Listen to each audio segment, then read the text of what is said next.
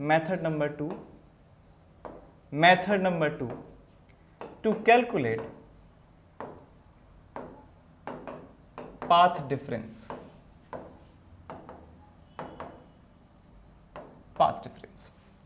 तो मैं अगेन मान लेता हूं आपके पास एक स्लिट प्लेन है जहां पे ये S1 है, ये S2 है, ठीक। इनके बीच का सेपरेशन जो है वो स्मॉल d के बराबर है, और यहां पर जो है बेटा स्क्रीन है, यहां पे स्क्रीन है।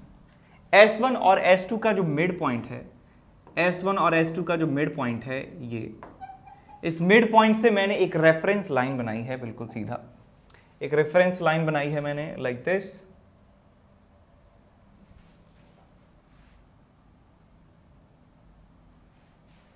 और इस लाइन का जो उस वाला एंड का पॉइंट है उसको मैंने कह दिया O, और O को हम मानते हैं ओरिजिन। वो वाली जो लाइन है वो y एक्सिस है, और मैंने कोई भी एक जनरल पॉइंट यहां पे मान लिया जिस पॉइंट पर मुझे पाथ डिफरेंस निकालना है। मैंने मान लिया पॉइंट P यहां पर है, और पॉइंट P की दूरी O से है y के बराबर है डिस्टेंस ऊपर की तरफ। अब आप मान लीजिए एक वेव जो है S1 से निकलती है और P पॉइंट तक पहुंचती है। मैंने मानी कि एक वेव S2 से निकलती है और पॉइंट P तक पहुंचती है, लाइक दिस। और मैंने एक और रेफरेंस लाइन मानी है, एक रेफरेंस लाइन मैंने मानी है जो इस मिड पॉइंट से निकलती है और P पॉइंट तक पहुंचती है। ये एक सिर्फ रेफरेंस लाइन है बेटा, रेफरेंस लाइन है। तो यहां पे मैं ये लिख सकता हूं कि यदि ये एंगल थीटा के बराबर है, यदि ये एंगल थीटा के बराबर है और D की वैल्यू बहुत ज्यादा छोटी है कैपिटल D से। कैपिटल D क्या है? स्क्रीन और स्लिट प्लेन के बीच की दूरी कैपिटल D। तो यदि ये जो डिस्टेंस है, यदि ये बहुत ज्यादा छोटी है कैपिटल D से, तो ये जो तीनों लाइन हैं ये आपस में क्या होंगी? पैरेलल हम इनको मान सकते हैं। ये बहुत ज्यादा दूर यदि स्क्रीन है, ये तीनों की तीनों जो लाइन हैं ये जो पैरेलल आपको दिखाई देंगी। तो ये एंगल यदि थीटा है तो मैं हॉरिजॉन्टल के साथ ये वाला एंगल भी थीटा मान सकता हूं, और हॉरिजॉन्टल के साथ ये वाला एंगल भी थीटा मान सकता हूं। अब यहां से इस पॉइंट से मैंने एक परपेंडिकुलर ड्रॉ किया है इस वाली लाइन के ऊपर, ये एक मैंने परपेंडिकुलर ड्रॉ कर दिया। तो अब बेटा ध्यान से देखो कि इन दोनों जो लाइट वेव्स हैं जो S1 से P जा रही हैं, S2 से P जा रही हैं, उनके बीच में जो पाथ का डिफरेंस है वो कितना है।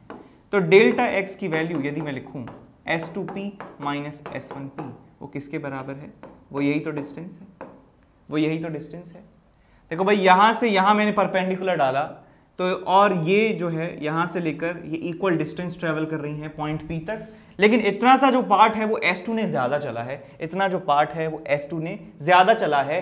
पाथ्स का जो डिफरेंस है वो इस वाली डिस्टेंस के बराबर है। और ये यदि एंगल थीटा है, तो ये एंगल कह सकता हूं कितना होगा? 90 माइनस थीटा के बराबर। ये 90 माइनस थीटा है, ये 90 के बराबर है, तो ये एंगल कितना होगा? थीटा के बराबर। तो इस ट्राइंगल को यदि मैं बाहर बना लेता हूं, इस ट्राइंगल को दोबारा बना लेता हूं, ये ट्राइंगल कुछ इस तरीके से है, ये 90 है, ये 90 माइनस थीटा है, ये थीटा है, ये आपके पास d है, ये आपको डेल्टा x निकालना है। तो यहां पे मैं साइन थीटा लिख सकता हूं।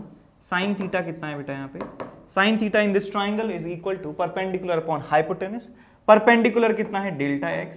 हाइपोटेनस कितना है? d। तो डेल्टा x की वैल्यू कितनी आ जाती है यहां से? तो डेल्टा x की वैल्यू आ जाती है यहां से S2P minus S1P is equal to d sine theta, is equal to d sine theta. ये वैल्यू आपके पास आ जाती है, क्योंकि हम ये भी जानते हैं कि थीटा जो है बहुत ज़्यादा छोटा है, थीटा बहुत ज़्यादा छोटा है, तो d साइन थीटा को d टेन थीटा भी लिखा जा सकता है। इसको लिखा जा सकता है d साइन थीटा को अप्रॉक्सीमेटली d थीटा, और इसको d टेन थीटा भी लिखा जा सकता है। d टेन थीटा इसको लिख दिया, और टेन थीटा हम निकाल सकते हैं इस वाले ट्राइंगल से। देखिए triangle number this and this, triangle PO, और ये जो मिडिल पॉइंट है इस वाले ट्राइंगल की बात कर रहा हूं, ये एंगल यदि थीटा है, ये वाली साइड d के बराबर है, और ये जो है y के बराबर है, तो टेन थीटा की जो वैल्यू है, टेन थीटा देखिए कैसे निकालेंगे, टेन थीटा दोबारा देख लीजिए, ये आपके पास है कुछ इस तरीके से ट्राइंगल, ये मिड पॉइंट है साहब आपका S1 S2 का मिड पॉइंट, ये पॉइंट है O, ये पॉइंट है P, ये वाली डिस्टेंस है Y, ये वाली डिस्टेंस है कैपिटल D, ये एंगल है थीटा के बराबर। तो टेन थीटा की वैल्यू यहाँ पे लिखी जा सकती है tan theta is equal to this upon this, यहाँ पे लिख सकते हैं y अपॉन कैपिटल D। तो हमारा जो पाथ डिफरेंस है, पाथ डिफरेंस डेल्टा x या फिर कहें S2P माइनस S1P, किसी जनरल पॉइंट पर जो पाथ डिफरेंस है उसकी वैल्यू हो जाती है d tan theta d into y by capital D। तो यहां पे हमको मिल जाता है path difference at general point, path difference at general point P on screen is delta x is equal to dy by capital D। अब आप किसी भी आप तरीके से निकाल के आ सकते हैं, चाहे आप इस एंगल की मदद से निकाल सकते हैं, चाहे आप वो पाइथागोरस लगा के निकाल सकते हैं, दोनों में आंसर सेम आएगा, small d y divided by capital D। तो इससे अभी तक हम कहां तक पहुंचे हैं, हम यहां तक पहुंचे हैं कि एक यंग्स डबल स्लिट एक्सपेरिमेंट में, यंग्स डबल स्लिट एक्सपेरिमेंट में जो स्लिट्स होती हैं, स्लिट्स S1 और S2, इन स्लिट के सामने यदि स्क्रीन रखी जाती है, यदि इन स्लिट्स के सामने एक स्क्रीन रखी जाती है लाइक दिस, तो स्क्रीन के किसी जनरल पॉइंट पर जो पाथ का डिफरेंस होता है वो होता है small d y divided by capital D, y small d by capital D, d y d by d, y d by d, ये होता है पाथ का डिफरेंस।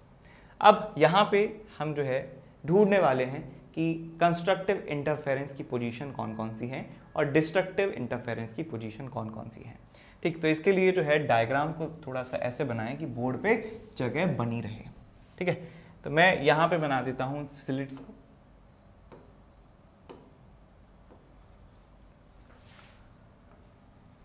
ठीक, ये मैंने यहाँ पे डायग्राम बनाया, ये है साहब आपका S1, ये है साहब आपका S2, ये है इनका मिड पॉइंट, और मिड पॉइंट से मैंने एक रेफरेंस लाइन बना दी है, एक रेफरेंस लाइन बना दी है लाइक दिस। ठीक, इस वाले पॉइंट को नाम दे दिया मैंने O।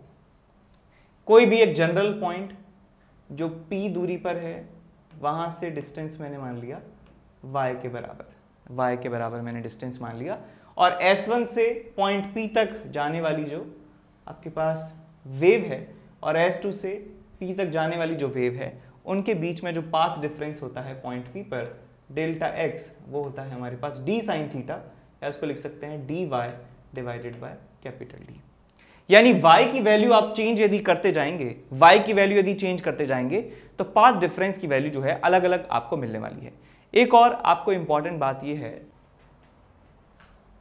हेलो बच्चों, जो 11th से 12th मूविंग स्टूडेंट्स हैं और जो इस साल IIT JEE एडवांस क्रैक करना चाहते हैं बच्चों, उनके लिए बहुत ही बेहतरीन बैच स्टार्ट होने वाला है अनअकैडमी पे, इवॉल्व बैच, जो कि 7 अप्रैल से स्टार्ट हो रहा है। यानी कि JEE 2022 में जिनको अपना एग्ज़ाम देना है उनके लिए बैच है। ठीक है बच्चों, और इस बैच में पढ़ाने वाली जो टीम है वो कोटा की टॉप फैकल्टीज़ की टीम है। ठीक है ना, सभी टीचर्स कोटा की टॉप फैकल्टी हैं, और इस साल यानी कि इस करंट ईयर में इस टीम ने बेस्ट रिजल्ट दिए हैं, और ये अनअकैडमी की नंबर 1 टीम है बच्चों। तो मैं आपको यही कहूँगा कि ये बैच आपके लिए बहुत ही बेनिफिशियल है, और जब भी आप इसको सब्सक्राइब करोगे तो NKC सर लाइव करके कोड डालना मत भूलिएगा, उससे आपको 10% का डिस्काउंट मिलेगा। ठीक है बच्चों, जल्दी से जल्दी इस बैच को ज्वाइन कर लीजिए, ये आपके लिए बहुत ही बेनिफिशियल प्रूव होगा। कि y जो है डिस्टेंस है, तो यानी इस पॉइंट से y डिस्टेंस ऊपर जो हमको पाथ डिफरेंस मिल रहा है, वो इससे नीचे y डिस्टेंस पर भी उतना ही पाथ डिफरेंस मिलने वाला है। तो पॉइंट P यदि मैं यहाँ पे ले लेता हूँ तो वही पाथ डिफरेंस आपको यहाँ पर भी मिलने वाला है। इस वाले केस में S2P ज़्यादा था S1P से, इस वाले केस में S1P ज़्यादा है S2P से, तो यहाँ पर भी आपको path difference delta x is equal to dy by capital D के बराबर मिलने वाला है। ठीक, तो अब यदि हम पॉइंट O की बात करें, यदि हम पॉइंट O की बात करें, at point O, at point O, यदि O पॉइंट तक वेव आ रही है S1 से और S2 से, तो आप यहाँ पे देख सकते हैं कि कलर ले लेते हैं दूसरा, कि S1 से O पॉइंट तक कोई वेव आ रही है और S2 पॉइंट से कोई वेव यहां पर हमको मिल रही है। तो देख सकते हैं कि ज्योमेट्री से कि ये S1 से लेकर P तक की जो दूरी है और S2 से लेकर P तक की दूरी है वो एक समान है। S1 से P का रास्ता और S2 से P का रास्ता जो है एक समान है। यदि इन दोनों रास्तों का यदि डिफरेंस कैलकुलेट किया जाए तो कितना आएगा, 0 के बराबर आएगा। तो यहां पे हम लिखें at point O path difference delta x is equal to 0, delta x is equal to 0। चाहे तो आप ज्योमेट्री से देख सकते हैं, चाहे आप इस फॉर्मूले में y की वैल्यू 0 पुट कर सकते हैं। देखिए y जो है यहां से लेके डिस्टेंस है, यदि डिस्टेंस को 0 कर देता हूं तो मैं पॉइंट O पर आ चुका हूं। यदि मैं y को 0 पुट कर देता हूं, इसका मतलब मैं पॉइंट O इटसेल्फ पर आ चुका हूं। तो यदि मैं y की वैल्यू 0 पुट कर देता हूं पाथ डिफरेंस के जनरल फॉर्मूले में, y की वैल्यू 0 पुट कर दी मैंने, तो आपको डेल्टा x क्या मिल जाएगा, 0 के बराबर। और हम ये भी जानते हैं कि पाथ डिफरेंस यदि 0 है तो इसका मतलब फेज डिफरेंस भी 0 है। पाथ डिफरेंस यदि 0 है तो फेज डिफरेंस भी क्या है, 0 के बराबर है। और फेज डिफरेंस यदि 0 होता है तो क्या होता है, हमें कंस्ट्रक्टिव इंटरफेरेंस मिलता है। हमें क्या मिलता है, कंस्ट्रक्टिव इंटरफेरेंस। सो यहाँ पे हम लिखते हैं this is the condition of constructive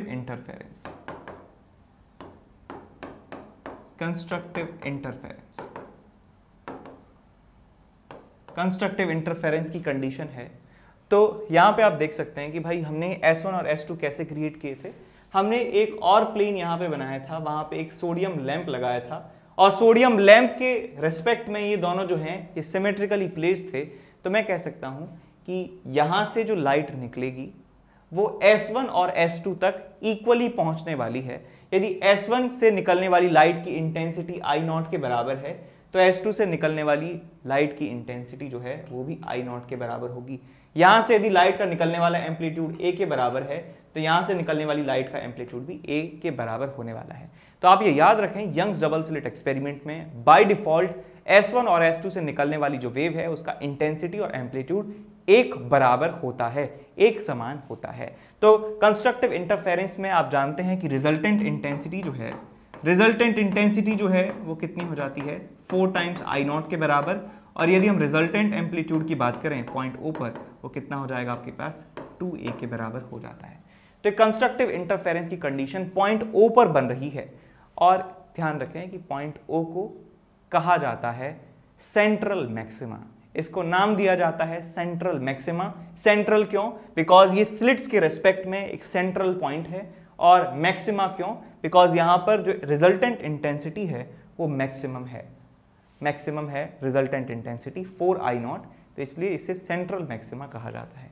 तो यहां पे हम लिखेंगे point O is called central maxima. और इस पूरी स्क्रीन में मुझे बताइए कि कितने सेंट्रल मैक्सिमा मिलने वाले हैं। हम कहेंगे 1, बिकॉज सेंट्रल का मतलब ही है एक चीज है, ठीक। तो सेंट्रल मैक्सिमा 1 आपको यहां पे मिलने वाला है। अच्छा, ये तो हमने ले लिया रैंडमली, ऐसे पॉइंट ले लिया O, क्योंकि ऐसे कूल लग रहा था।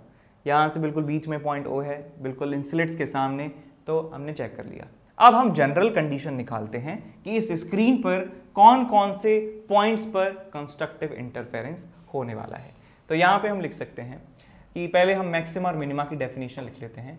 मैक्सिमा एंड मिनिमा, पहले इनका डेफिनेशन लिख लेते हैं। तो मैक्सिमा ऐसे पॉइंट्स हैं जहां पर कंस्ट्रक्टिव इंटरफेरेंस होता है, यानी ऐसे पॉइंट्स जहां पर लाइट की जो वेव हैं वो कंस्ट्रक्टिवली इंटरफियर होती हैं, तो वहां पर जो रिजल्टेंट इंटेंसिटी है वो मैक्सिमम हो जाती है। तो उस ऐसे पॉइंट्स को जो है हम मैक्सिमा कहते हैं। तो यहां पे हम लिखेंगे points at which light interfere constructively,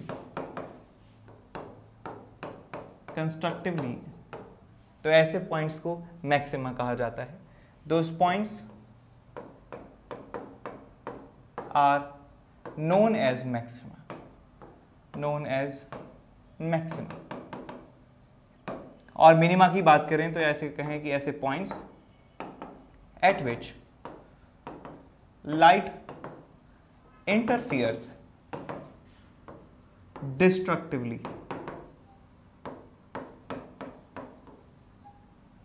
These points are known as minima.